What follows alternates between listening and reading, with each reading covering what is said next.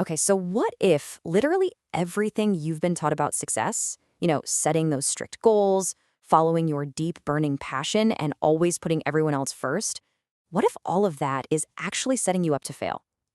Today, we're going to challenge some of the most deeply held conventional beliefs about what it actually takes to win in life. To do that, we're diving into the brutally honest and honestly pretty contrarian philosophy of Scott Adams. Yeah, the guy who created the wildly successful Dilbert comic strip. But here's the kicker. Scott Adams actually claims to be a massive, spectacular failure. And ironically, his lifelong, very intimate relationship with failure is exactly what makes him the perfect guide for us. I mean, he hasn't succeeded because he's some flawless genius. He succeeded because he figured out how to extract real value from every single disaster. So, welcome to this explainer. Over the next few minutes, we're going to systematically dismantle some of the most common self-help myths out there, using insights directly from Adam's own life story. We're going to see exactly how to fail at almost everything and still come out winning big. Here's our roadmap for this explainer. We'll kick things off with truth filters, then look at the professional failure, explore why passion is bullshit, contrast systems versus goals, examine this selfishness illusion, and finally wrap up with the energy metric. All right, section 1, truth filters. Sorting fact from rubbish. So, before we can accept any new advice on success, we need a reliable way to evaluate all the information constantly flying at us, right? We have to know how to sort the facts from the total rubbish. Now, most of us rely on these 6 filters for truth every single day. But according to Adams, every single one of them is a complete train wreck if you use it all by itself. I mean, personal experience, our memories and perceptions are incredibly flawed.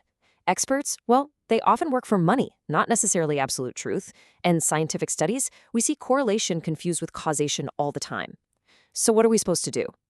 The secret isn't to trust just one of these filters, but to actively look for consistency across multiple filters. Say a scientific study claims a new diet works, but your common sense tells you eating only cake is a terrible idea, and your personal experience shows you're just gaining weight.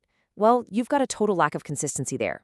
You really want to look for patterns that align across at least 2 or 3 of these filters before accepting something as truth. Moving on to section 2, the professional failure, cataloging disasters. To really grasp that failure isn't the opposite of success, but rather a resource you can manage, just take a look at this hilariously bad list of business ventures Adams launched before and even during his huge success with Dilbert. He invented this Velcro rosin bag for tennis players that got universally rejected, which taught him that ideas are completely worthless without execution. He built a psychic practice computer game that actually worked, but it was just too boring to sell. He invested heavily in the grocery delivery startup Webvan right before it went completely bankrupt, learning the hard way that corporate management, well, they often lie.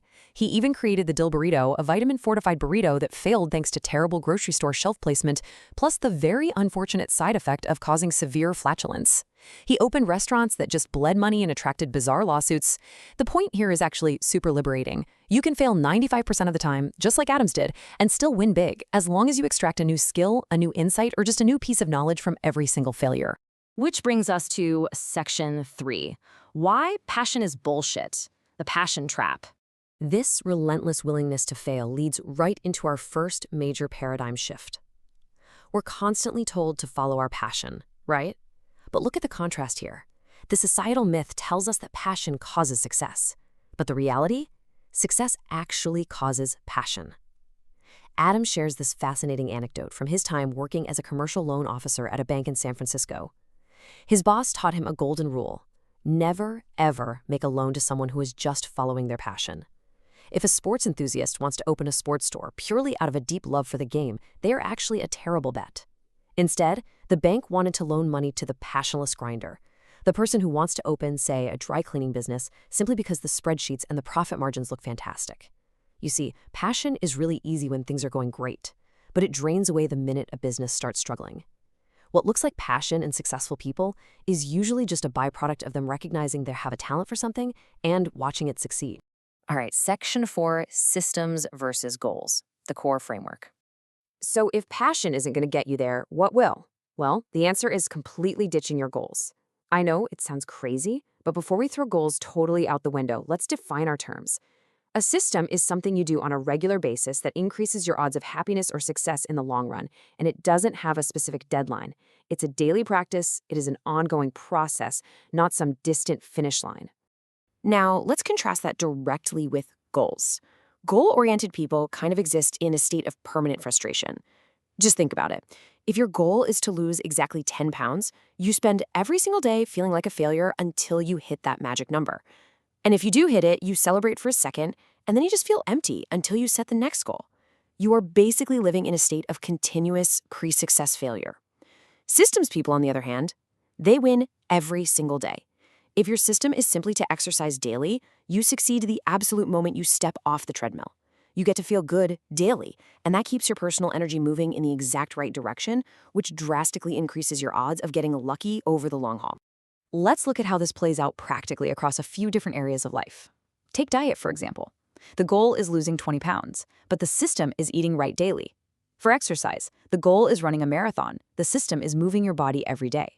In business, the goal might be making $1 million, but the system is being a serial entrepreneur, creating value repeatedly until something finally hits. Systems are incredibly durable. Goals can be completely derailed by a single stroke of bad luck, but systems absorb that bad luck and just keep you moving forward. Moving to Section 5, the selfishness illusion, taking care of number 1. To dismantle that heavy societal guilt trip that tells us we should always put others first, Adams argues there are essentially 3 types of people in the world: the selfish, the stupid, and the burden on others. Now, I know it sounds a little harsh, but hear out the logic. If you don't take care of yourself first, meaning your health, your career, your finances, you slip right into the stupid category, making bad long-term choices. And if you stay there long enough, you inevitably become a burden on others. So enlightened selfishness is actually a moral necessity. By being functionally selfish and taking care of your own foundational needs, you ensure you never become a burden to society. And historically, once successful people meet all their own needs, their focus naturally turns outward anyway, to philanthropy, job creation, and helping their families. So you've got to take care of number 1 so you can eventually take care of everyone else. And finally, Section 6, the energy metric, the ultimate currency. Okay, so if you're prioritizing your own foundation, how do you actually decide what to do with your limited time and choices? You use one singular unifying metric: personal energy. Personal energy is basically anything that gives you a positive lift, either mentally or physically, making it easier to manage all your other priorities. You can think of it as the human equivalent of profit in capitalism. If you consistently make choices that maximize your personal energy, you naturally end up performing better at your job, you're kinder to your spouse, and you actually have the motivation to get up and exercise. In the real world, managing that energy often comes down to being a simplifier versus an optimizer. Let's say you're planning a dinner date. A simplifier just picks a decent restaurant 10 minutes away with easy parking. It's, 80% perfect, but it requires zero stress. An optimizer, though, they try to squeeze in 3 errands on the way, take some complex shortcut just to save 2 minutes, and end up totally stressed out, lost, and probably arguing in the car. Optimizers are always looking for the absolute best solution, but in the process, they add massive complexity that just drains their energy. Simplifiers protect their energy fiercely because they know that freed up energy is quite literally their most valuable asset. So here are a few highly practical, everyday ways you can manipulate and protect your own personal energy starting right now. First, match your mental state to your activity. For example, if you're feeling highly creative in the morning, do your deep work then. Leave the mindless email copying and pasting for that inevitable afternoon slump. Second, believe it or not, your sitting position actually dictates your focus. Don't try to do deep, focused work slumping on the exact same couch where you binge Netflix. Third, tidiness frees up mental energy. Every time you look at a messy desk, your brain uses a tiny bit of processing power just feeling guilty about it. And finally, avoid the trap of needing to know everything beforehand. Ignorance drains energy through anxiety. Just start and trust your system to help you learn along the way. So, as we wrap up this explainer, I want to turn it back to you with a question to really think about. Take a good look at your daily routine, your career trajectory, your health habits. Is your life currently built on a fragile, frustrating goal, or is it built on a durable, energy-maximizing system? Your answer to that might just change how you approach absolutely everything starting tomorrow.